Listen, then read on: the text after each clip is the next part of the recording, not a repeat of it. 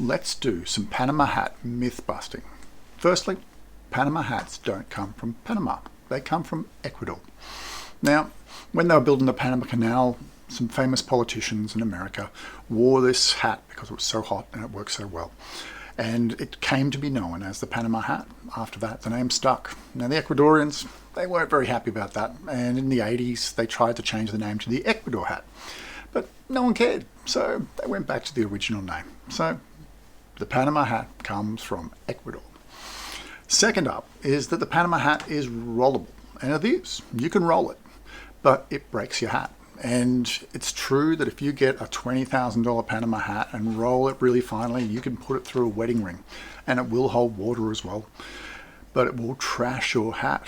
And that's the catch, is you can roll them, but it's going to wreck it and it's going to look terrible, because when they roll them, the brim goes all wonky and the whole hat looks like it's been squished into a bag. And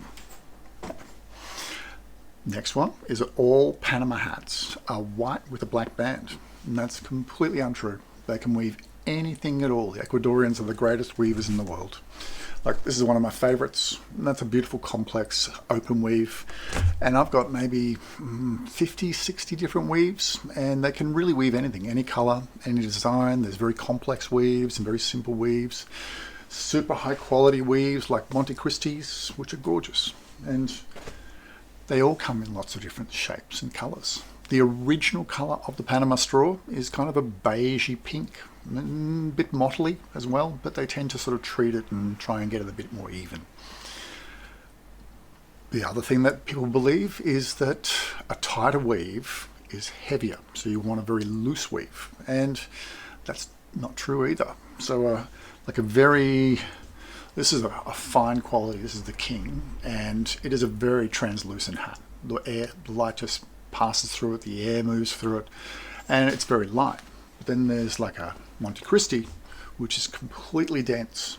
There's no holes at all, and it weighs half as much. So one of the beauties of Panama hats is that when you wear them, you honestly don't know you've got a hat on your head, and it feels wonderful. So some people get fixated on making them extra light, but there's a trade-off. You either got to pay a lot of money for a complex weave, or you end up with a very fragile hat, and you don't want that. So you've got to pick it for what you like.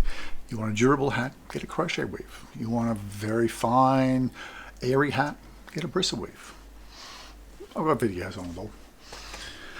Now, the other one is my favorite, is that Panama hats don't like moisture. And that is completely untrue. They're woven in the tropics. They're a porous material. It's like a very fine sponge in the same way as linen. So Panama hats absorb moisture all the time.